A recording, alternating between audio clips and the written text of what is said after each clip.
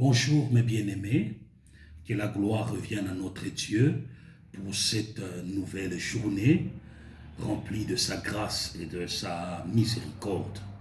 Je viens encore une fois dans ce mois de février 2023 vous amener un message très puissant, un message qui bénira tout celui qui va le recevoir. Voilà, sans plus tarder, j'aimerais que vous me donniez en tout cas votre attention pour ce quelques minutes que nous allons passer ensemble. Voici le message que je veux parler. Je le tire dans le livre de Marc, le chapitre dans l'évangile selon Marc, le chapitre 8 et le verset 22 jusqu'à 26. J'ai lu rapidement. Ils se rendirent à Bethsaïda, et on amena vers Jésus un aveugle qu'on le pria de toucher. Il prit l'aveugle par la main et le conduisit hors du village. Puis il lui mit de la salive sur les yeux, lui imposa les mains et lui demanda s'il voyait quelque chose. Le verset 24, il regarda et dit, « J'aperçois les hommes, mais j'en vois comme des arbres et qui marchent. » Le verset 25, Jésus lui mit de nouveau les mains sur les yeux, et quand l'aveugle regarda fixement, il fut guéri et vit tout distinctement. Alors Jésus le renvoya dans sa maison en disant, « N'entre pas au village. » Gloire à Dieu. Écoute ce message. Christ est en train de passer par Bethsaïda. Bethsaïda, c'était un village par lequel il passait. Il y a un groupe de gens qui s'approchent de Christ avec un aveugle.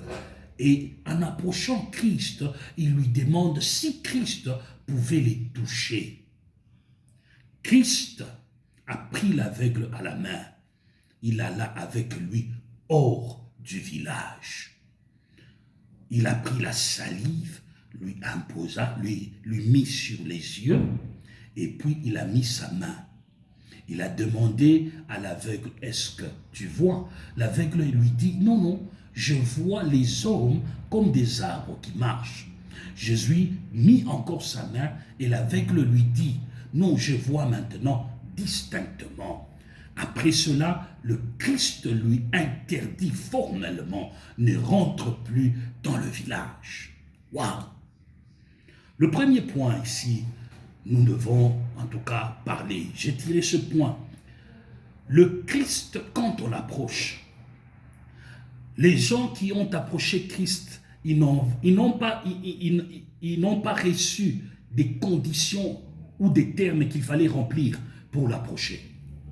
Comme dans le monde d'aujourd'hui, pour approcher un pasteur, pour approcher un apôtre, pour approcher quelqu'un qui soit devrait avoir l'amour de Dieu, un représentant de Christ sur la terre, on doit remplir certaines conditions pour l'approcher.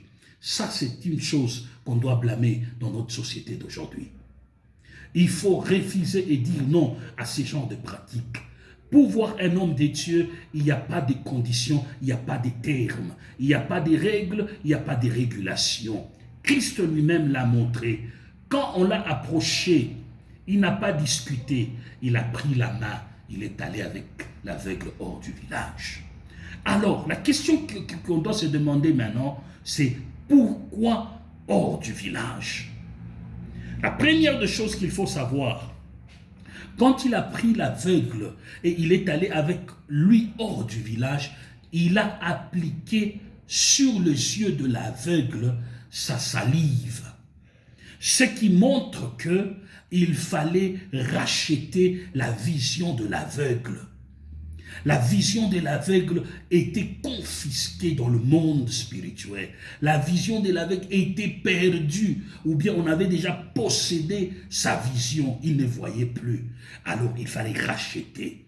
Et pourquoi la salive? Parce que dans la salive, on trouve l'ADN dans la salive et l'ADN dans le sang. Ce qui est spirituel se rachète que par le sang. Et c'est le sang du Christ qui rachète. Amen.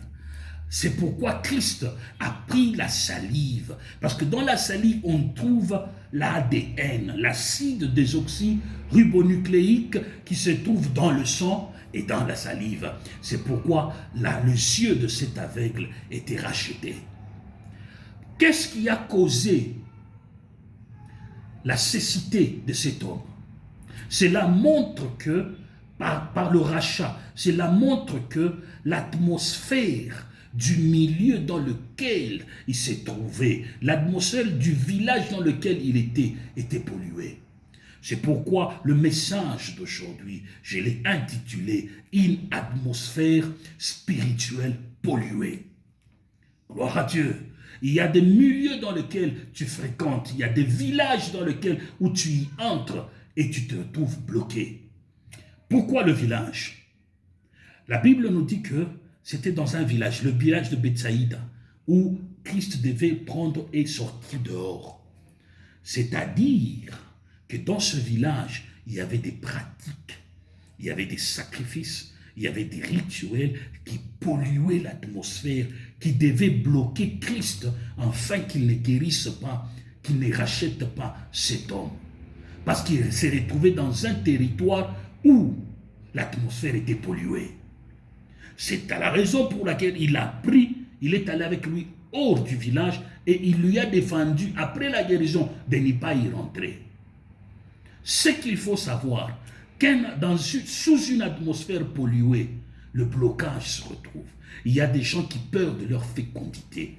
Il y a des gens qui perdent leur vision, comme le cas de cet homme. Il y a des gens qui se retrouvent bloqués. Il y a des gens qui se retrouvent sans opportunité parce que l'atmosphère, le territoire dans lequel ils se trouvent, l'atmosphère spirituelle est polluée par des esprits impurs. Dans un village, c'est un chef coutumier qui règne. C'est un représentant des démons en réalité. Parce que ici, à la place des démons, on ne remplace pas des ancêtres. Les ancêtres sont inactifs. Ce sont des esprits territoriaux. Alors, un chef coutumier, il est leur représentant. Il est représentant des rituels, des sacrifices, de ce qui doit se faire dans ces territoires pour apaiser ces démons là-bas. Alors, quand vous assistez dans ce genre de rituels, quand vous participez dans ce genre de sacrifices, vous êtes possédés. Et la plupart des gens se retrouvent dépouillés de l'image de Dieu. Non seulement dans un village, il s'est fait que cette histoire de pollution de l'atmosphère spirituelle se retrouve dans des églises. Il y a des conflits internes dans les églises qui bloquent l'atmosphère spirituelle de beaucoup de chrétiens. Beaucoup des enfants de Dieu se retrouvent bloqués avec des yeux qui ne voient pas, leur vision spirituelle bloquée parce que l'atmosphère spirituelle du milieu dans lequel ils sont en train d'évoluer est polluée des esprits impurs. Il y a aussi la conduite du leader qui pollue une église. Je m'explique. Il y a l'esprit de parti qui amène la jalousie parmi les enfants de Dieu. Quand un leader a l'esprit de parti, il prend ceci, il laisse cela. Il choisit ceux-là qui sont meilleurs et non, ça c'est l'esprit de parti qui amène beaucoup de choses dans l'église. Il y a aussi l'orgueil. L'orgueil, Christ nous a enseigné l'orgueil non avec des paroles. L'orgueil ne s'enseigne pas verbalement. L'orgueil, on le voit. On le voit dans le leader. L'orgueil, quand Christ a terminé de prêcher, de donner des paraboles, à la fin, à la conclusion de son ministère sur terre, le Christ, il s'est dépouillé dans la chambre haute. Il a pris la place d'un serviteur.